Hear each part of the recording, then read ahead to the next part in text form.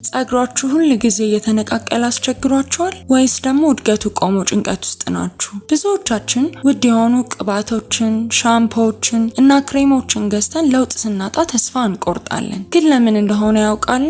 ምክንያቱም የጸጉር ጤንነት የሚወሰነው 90% ከውስጥ በምንመገበው ምግብ ነው። ልክ እንደ አንዲት ተክል ቅጠሏ ላይ ብቻ ውሃ ብንረጭባት አታድግም። ስራዋ ጋር ማዳበሪያና ውሃ ያስፈልጋታል። የጸጉራችሁ ስር ደግሞ በደማችሁ ውስጥ የሚገኙ ንጥረ ነገሮችን ነው የሚመገበው። ዛሬ በዚህ ቪዲዮ የጸጉርን እድገት የሚጨምሩ 5 ሳይንሳዊ ምግቦችን እናያለን። በተለይ ደግሞ ቁጥር 5 ላይ የምነግራችሁ ምግብ ለብዙዎቻችሁ አዲስና አስገራሚ ሊሆን ይችላል። እስከ መጨረሻው አብራችሁን ቆዩ።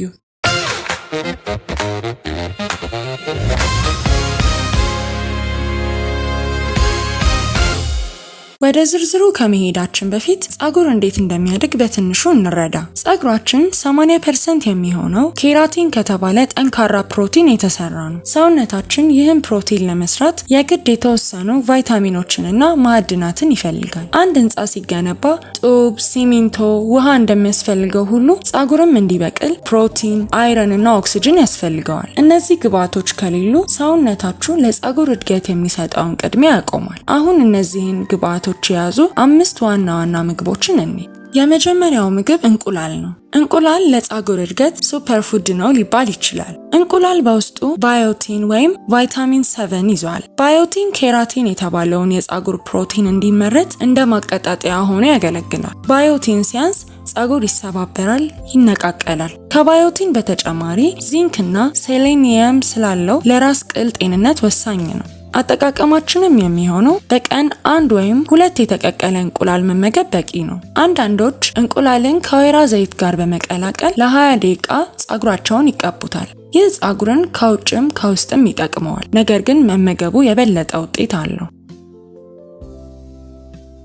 ሁለተኛው ምግብ ስፒናች ወይም ማንኛውም አረንጓዴ ቅጠል ነው። ብዙ ጊዜ ጸጉራችሁ የሚነቃቀለው የአይረን እጥረት ሲኖርባችሁ ነው። አይረን ቀይ የደም ሴሎች ኦክሲጅንን ተሸክመው ወደ ሌሎች ሴሎች እንዲደርሱ ይረዳቸዋል። የጸጉር ስር በቂ ኦክሲጅን ካላገኘ ጸጉር መተንፈስ ያቆምና ይረግፋል። ስፒናች ደግሞ ይህንን አይረን በብዛት ይዟል። ስፒናች ስትመገቡ ግዴታ በሎሚ አድርጋችሁ ይሁን። ምክንያቱም በሎሚ ውስጥ ያለው ቫይታሚን ሲ አይረን በሰውነታችን ውስጥ በፍጥነት እንዲመጠጥ ቁልፍ ሚና ስለሚጫወት ነው። ሶስተኛው ምግብ እንደ አሳ፣ ተልባ ወይም ዋልናት ያሉ ምግቦች ናቸው። እነዚህ ጥሩ ቅባቶች ይባላሉ።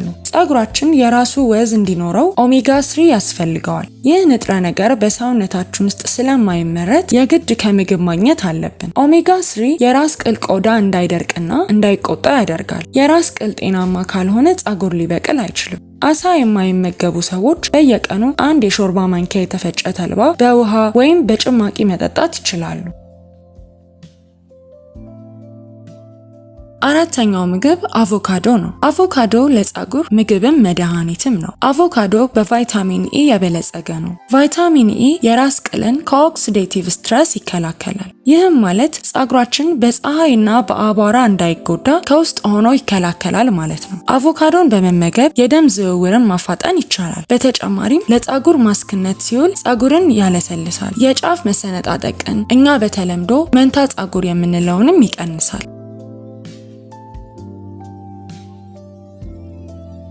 በመጨረሻም 5ኛ ሆኖ የምናገኘው ምግብ ጣፋጭ ድንች ነው። ይህ ምግብ ለጸጉር እድገት ያለው ጥቅም ብዙም አይነገርለትም። ጣፋጭ ድንች ቤታ ካሮቲንን በውስጡ ይዟል። ሰውነታችን ይህን ወደ ቫይታሚን ኤ ይቀይረዋል። ቫይታሚን ኤ የራስ ቅላችን ሲበም የተባለ ተፈጥሯዊ ቅባት እንዲመነጭ ያነሳሳዋል። ይህ ሲበም ጸጉራችን እንዳይደርቅ የሚያደርግ የተፈጥሮ ኮንዲሽነር ነው። እዚህ ጋር የምነግራችሁ አንድ ማስጠንቀቂያ አለኝ። ቫይታሚን ኤን በኪኒን መልክ መውሰድ አደገኛ ሊሆን ይችላል። ነገር ግን እንደ ጣፋጭ ድንች ካሉ ምግቦች ማግኘት በጣም ደህንነቱ የተጠበቀና ውጤታማ ነው። እንግዲህ ተመልካቾቼ ጤናማና ረጅም ጸጉር እንዲኖራችሁ እነዚህን 5 ምግቦች ማለትም እንቁላል፣ ስፒናች፣ ኦሜጋ 3 ያላቸውን ምግቦች፣ አቮካዶና ጣፋጭ ድንች በምግባችሁ ውስጥ ማካተትን አትርሱ። አንድ ነገር ግን ላሳስባችሁ፣ ጸጉር በአንድ ሌሊት አያድግም። እነዚህን ምግቦች በቋሚነት እየተመገቡ ለውጡን ለማየት ቢያንስ ከ2 እስከ 3 ወራት ትዕግስት ያስፈልጋችኋል። እናንተ ከነዚህ ምግቦች ሀሳቦች ውስጥ የቱን ነው በብዛት የምትጠቀሙት? ወይም ደግሞ ጸጉራችሁ እንዲያድግ ያደረጋችሁበት ሌላ ሚስጥር አለ? ሀሳባችሁን ኮሜንት ላይ ጻፉልኝ። ቪዲዮ ጠቃሚ ሆኖ ካገኛችሁት ለጓደኞቻችሁ ሼር አድርጉት። ሰብስክራይብ ያላደረጋችሁ ደግሞ ሰብስክራይብ በማድረግ ቤተሰብ ሁኑ። በሚቀጥለው ቪዲዮ በሌላ ጠቃሚ ርዕስ እስከምንገናኝ ቸር ሰንብቱ።